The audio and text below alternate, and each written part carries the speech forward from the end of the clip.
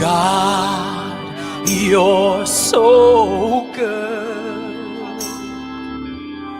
God, you're so good. God, you're so good. You're so good. Come on, can you sing that to him? Oh, so good. Lord, we say today, you're so good. So grateful for your kindness and your faithfulness. You're so good. You're so good to me.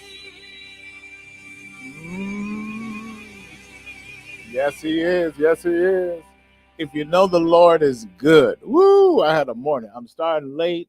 It's 8:30, but it's still good news today. I am determined to be faithful today. Come on.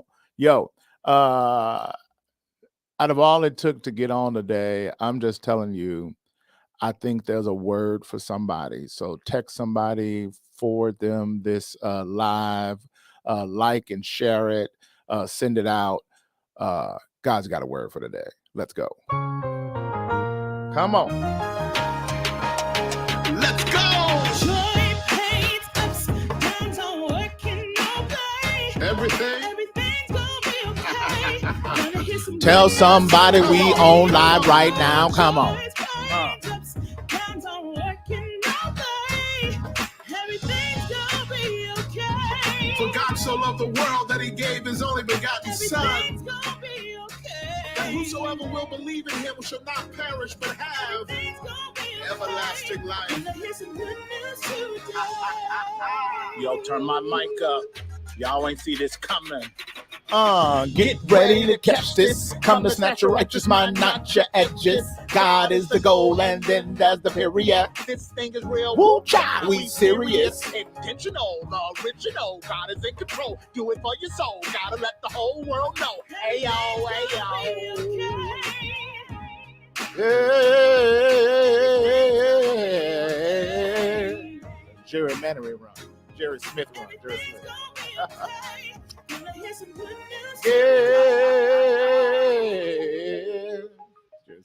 Yo, everything's gonna be okay. Put it in the comments. Put it in the comments. Tell somebody.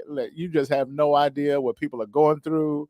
If people are struggling, people are having a hard time getting it going. Everything's gonna be okay. Let me tell you something. I believe it today. I believe it. I believe it. I believe it. Tell somebody else. Write it in the comments. Tell somebody everything's gonna be okay. Send it out. Forward this link. Forward the live. Tell your friends. Come join us. It's on. You thought it wasn't gonna happen. It's happening. It's happening. It's happening. Yo, this morning I had delay after delay. I mean, delay after delay. Woke up late. Then realized one of my kids woke up late. So when I was finally got myself together, walk out, it's just getting out the bed. I'm like, yo. So late morning, walk out, flat tire on my car. So had to use the other car, take the kids, come back, get the tire fixed, try to get that worked out. Had to leave, come here, finally get here, get in the office, fixing my coffee, trying to get situated, and then try to come on live, and my mouse is dead. So you can't do nothing with a dead mouse. So I had to go charge it up. At one point, I said, Lord, is there no good news today? Lord, is there not a word? Is there not good news? Do we just want to let regular news take us today? God says, no, there is good news for today. Because that's how God sounds, exactly like that. Yo, so we made it. We are here. And the reason why I just bring it in and I just talk about it, because I know I'm not the only one. Some of y'all woke up this morning and just could not get yourself together. Or you know what it's like to have those mornings where it's like, I can't get it together today to save my life. Like you literally can't get it together to save your life. So that's how the morning started. But what do? You just press through. You just press through. Can I get a witness? Can I get a press through witness? What do you do when it feels like it's not coming together? When it feels like everything you try to grab, it falls to pieces. Every time you try to take 2 steps forward, you end up taking 3 steps back. You just keep going because God has a plan for the day. God's not only does he have a plan, but God's got a word for the day. Let me tell you something. That's why I'm saying get up in this room, watch it. I know some of you are watching it later on this evening, and I'm just telling you, next few moments, I'm convinced God's got something to say. I'm convinced God's got something to say, and I want to encourage you.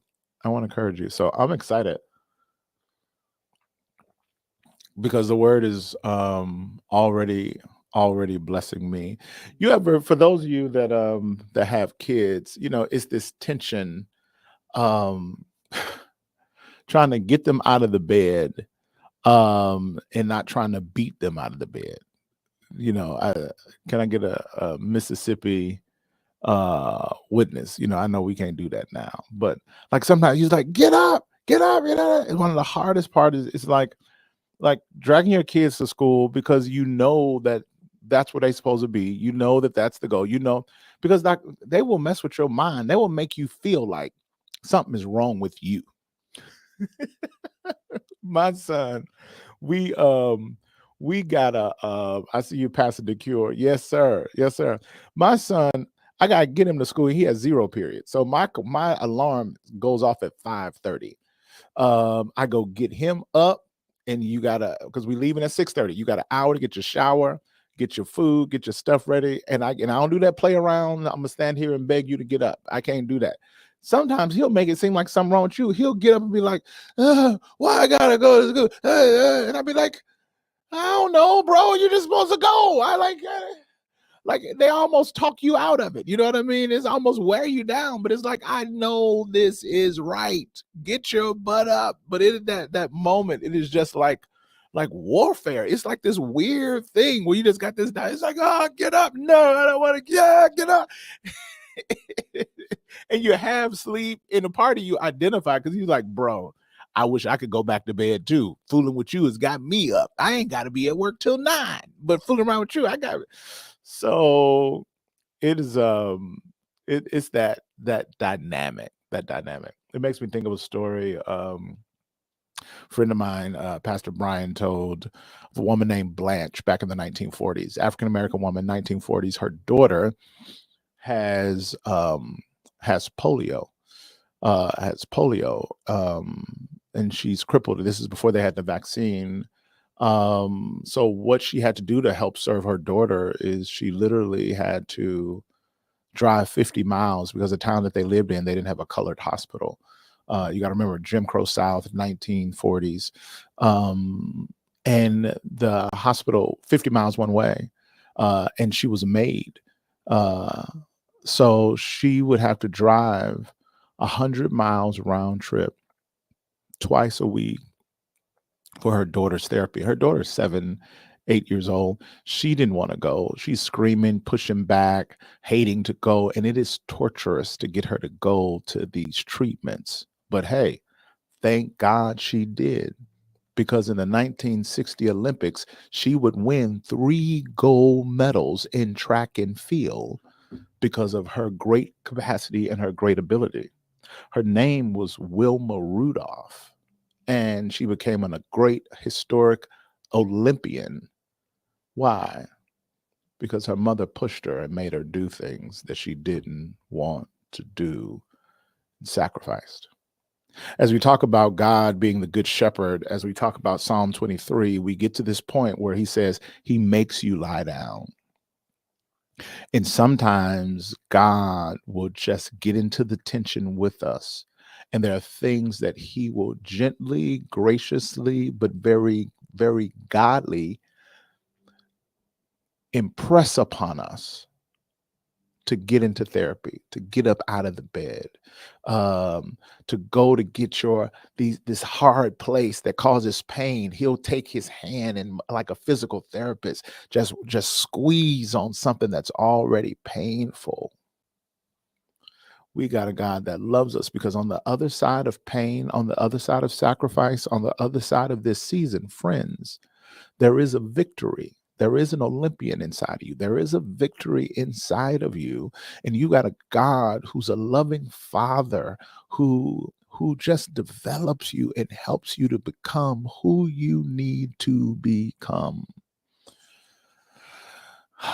So for those of us this morning who feel like we're being pushed, stretched, pulled, pressed, don't underestimate the loving hand of the good shepherd who is guiding you, because you told the shepherd that he is Lord. So once you declare him to be Lord, that means he has both the authority and the compassion to lead and guide you in this season. There is somebody on here today. There's a word for somebody today, and you're questioning who's handling you and how he's handling you.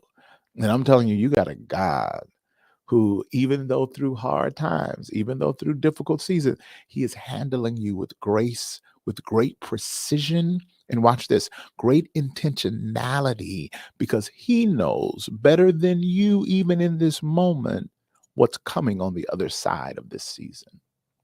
What's coming on the other side of this season. He knows what's coming.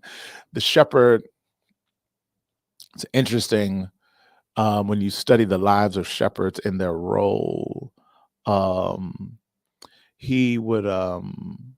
They would always pay attention, because a part of the daily duty of the shepherd is to pay attention to sheep who are prone to wander. Sheep who are prone to wander, who have a propensity to just go off and just go astray.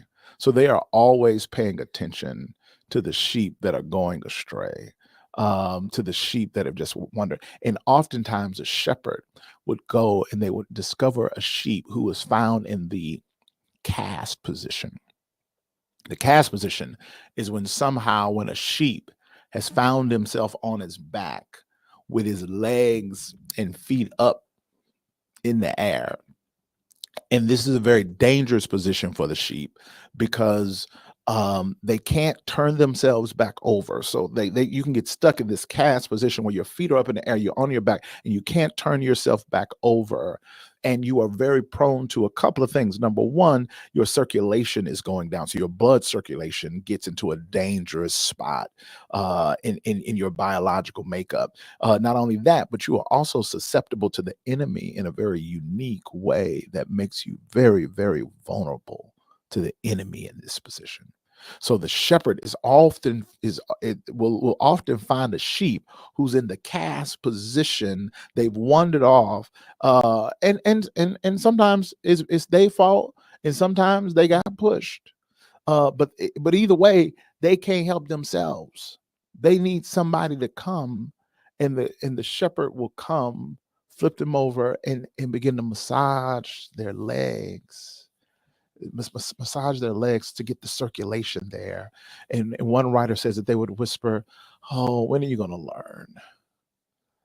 But in a loving way say, "I'm so glad I found you. I'm so glad I found you in time." There are times, y'all, when you would just make a mess of your life, and you just in the cast position. Anybody know what I'm talking about? Anybody know? You just feel like I'm in a cast position. And some of you, it's because of what you've done. And then some of you, it's because of what's happened to you.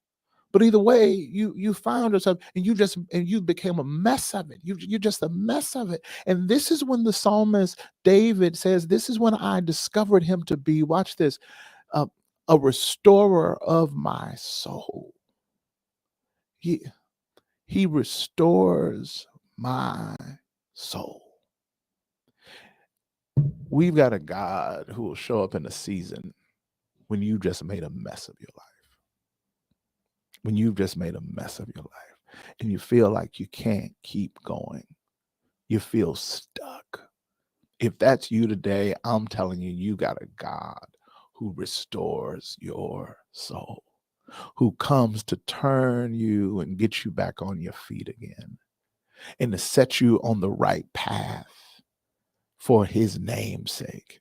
You've got a God who comes to turn you over. So for anybody who's made a mess of their life, for anybody who's found themselves in a season or a situation where you're in the cast position where you feel like you're stuck and you can't move, anybody going through a hard season or a challenging space, I'm telling you, you've got a good shepherd who's looking for you, who's pursuing you, and who knows what to do in these moments. He draws you to him and he says, not with judgment, not with condemnation, but he says, I'm so glad I found you in time.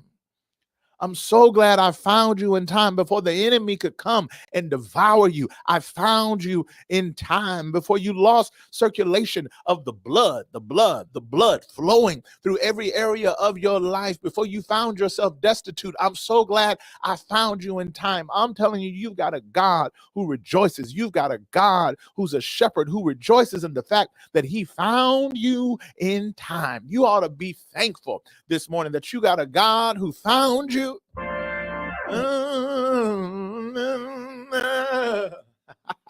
He found me in time before the enemy got me. He found me before I lost circulation. He found me.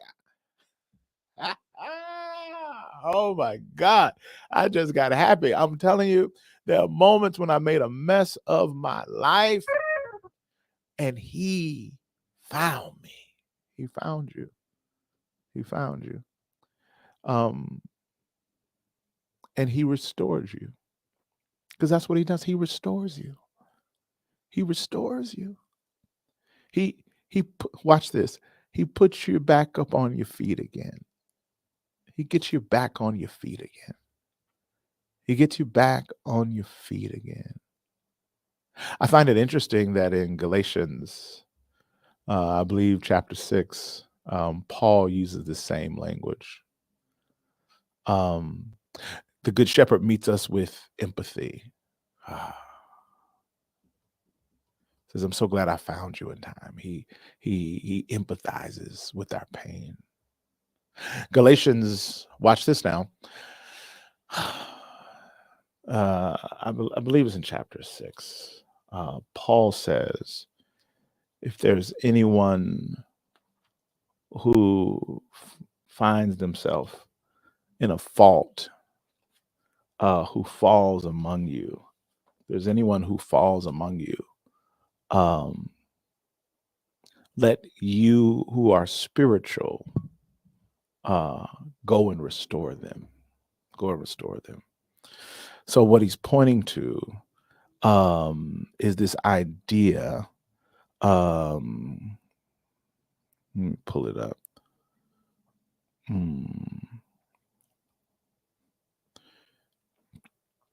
I love it. He says, brothers and sisters, if someone is caught in a sin, you who live by the Spirit should restore that person gently.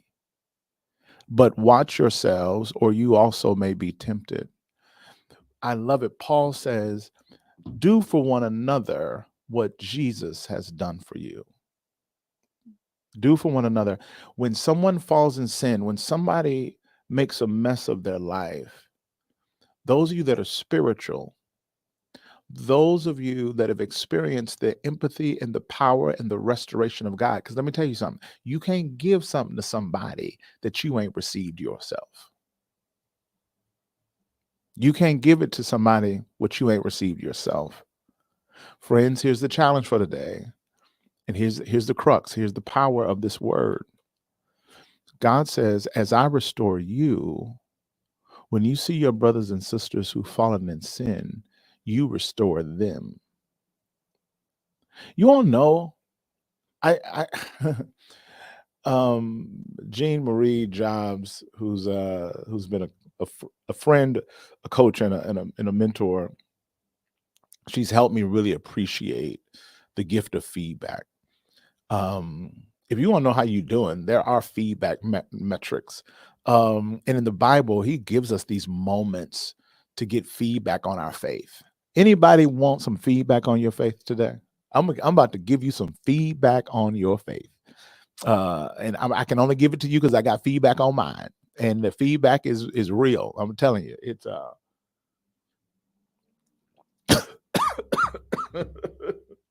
excuse me. Feedback is real. Is my Instagram still going? It looked like it got stuck a little bit. Let me know if Instagram, if y'all still on there. Let me give you some feedback on your faith.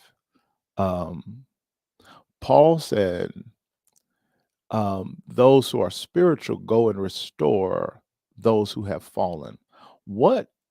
If you want to know the fruit of what your faith is really like, if you really want to know what test the quality of your faith,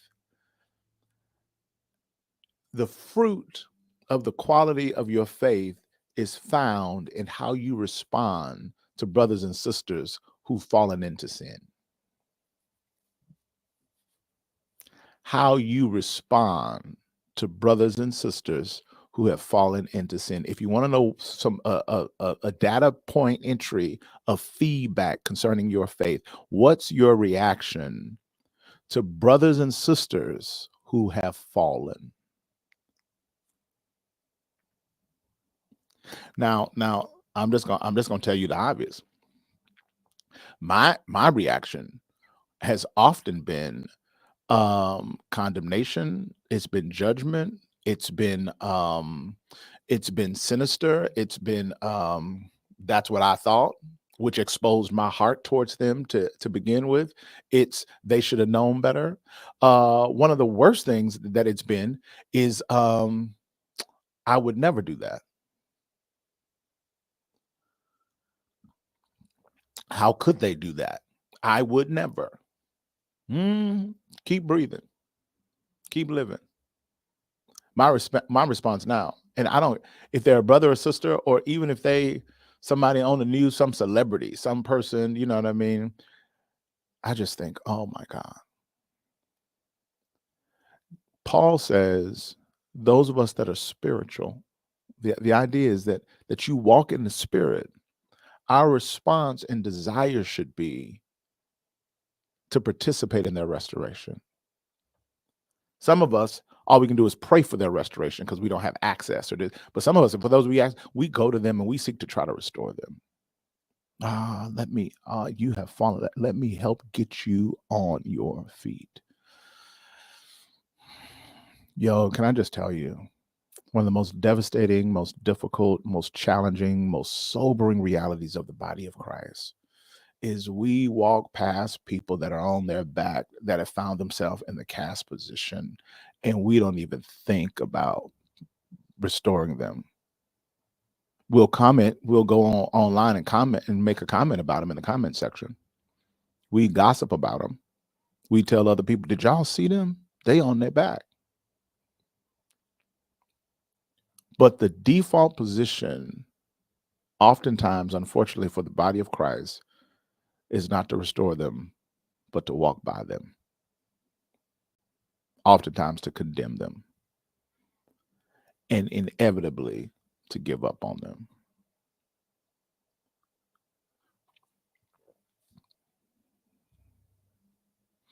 Cancel culture is not kingdom culture. But it has become a kingdom cancer. Bob Goff, who's a writer, author, and entrepreneur and lawyer, he's everything. It's been said, I'm not even sure if he's talked about this publicly in a book or anything like that, but I know it to be true from green room conversations and spaces with him and people that have received him. Whenever a Christian person is going through something in the media or the news, on whatever scale, for something that they did or contributed to, or for something that happened to them, but they're just having a bad go of it. And like the culture is in the comments and they just being canceled.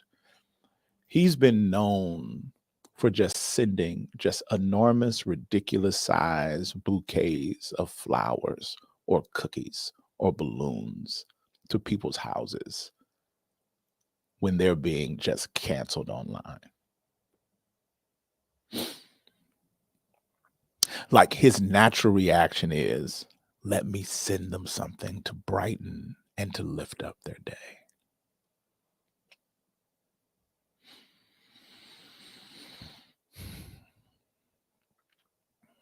You don't know what your faith, when it's really got fruit of God and the kingdom in it. How do you respond to people that, according to the world, deserve no love and compassion? They're on their back in the cast up position. Jesus says we need to become what he is. And if he is a restorer of the soul, what does it mean for you and I to be restorers of the soul? I'm just going to be honest. After going through a hard time, that, you know, that became public to a certain degree. Obviously, I don't see myself as a celebrity, but there's no secret that our family, our church went through something, and it was pretty public. And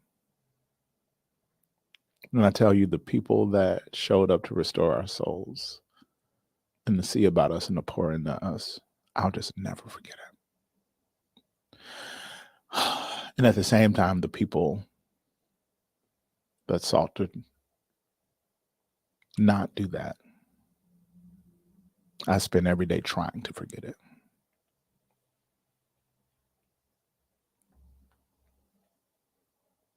Yeah.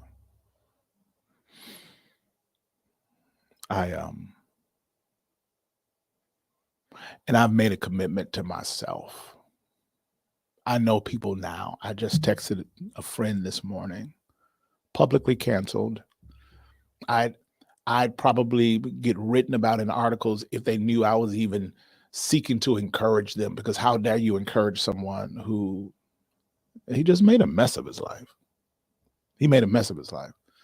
And he made a mess of his life, and he lost his job. He lost his career. Like you'll probably never see him on a Christian stage or platform again. I text him every month. Check on him. When he's ready, I'm gonna get on a plane and go see him. And everybody, I just have different eyes now. Because once you go through something, and if you've ever been a sheep who's been on your back and you had to be restored, it ought to change how you see yourself. And it should forever change how you see other sheep who find themselves on their backs. God restores our soul so that we might participate in the kingdom work to restore one another. So let's go restore people today. Some of you, there are people, and these are people that have made a mess up. They messed up. I'm not talking about victims. Victims naturally get a level of compassion and condolence. They should probably get more. So we don't have to pit them against one another. Jesus' hearts break for the victims and the victimizers.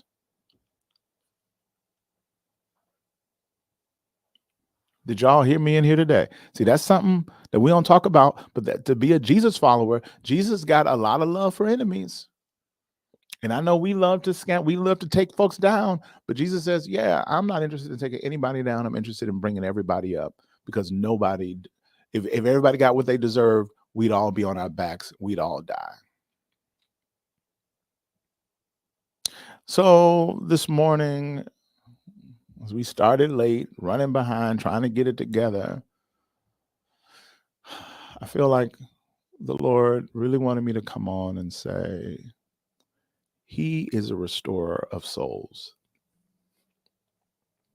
And he's called you, those of you who are spiritual, you too be a restorer of souls. It's mean to massage that area in someone's life where the blood flow is gone, where belief is gone, because if they messed up, they just feel like they don't deserve. For you to massage it and say, I'm so glad I found you in time. God has a purpose for you. God has a plan for you. God's not done with you. I'm so glad I found you in time. God sees you. God loves you. Hang in there.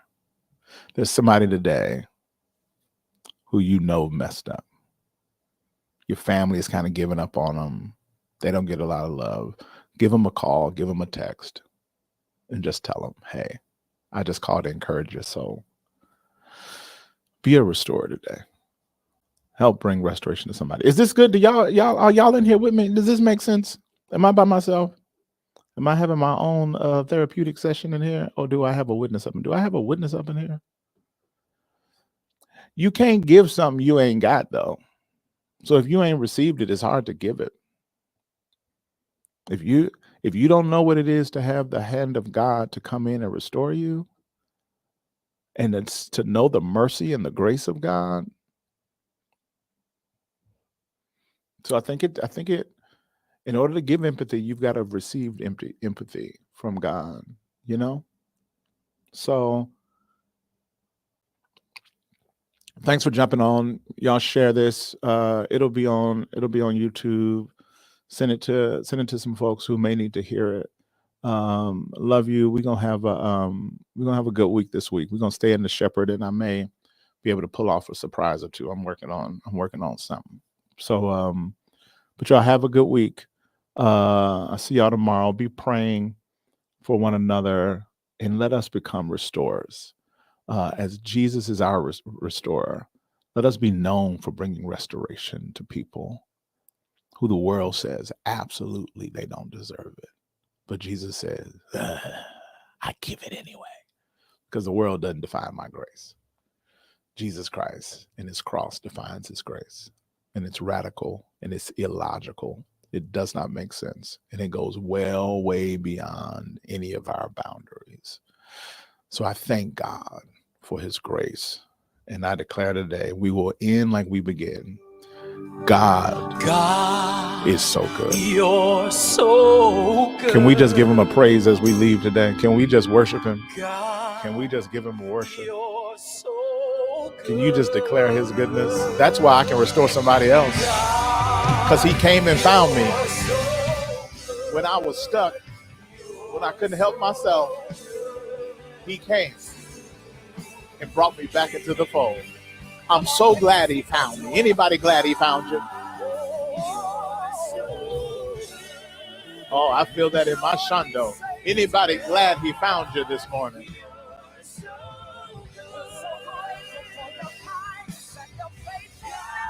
Come on and worship him.